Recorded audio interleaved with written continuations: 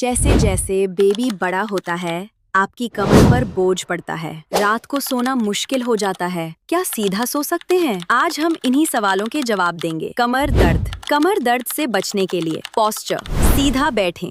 मालिश, हल्की मालिश करवा सकती हैं, लेकिन पेट पर जोर से दबाना मना है। जूते, हाई हील्स को टाटा बाय बाय कह दें। नराम चप्पल पहने। सोने की पोजीशन, अब आपको पेट के बाल नहीं सोना चाहिए। पीठ के बाल लेटने से भी बचें, क्योंकि इससे ब्लड सप्लाई रुक सकती है। सबसे बेस्ट तरीका, करवट लेकर सोना, खास तौर पर लेफ्ट साइड। अपने घुटनों के बीच में तकिया रखें, सुकून मिलेगा। अगली वीडियो सबसे एक्साइटिंग है। बेबी की पहली हरकत कब महसूस होती है?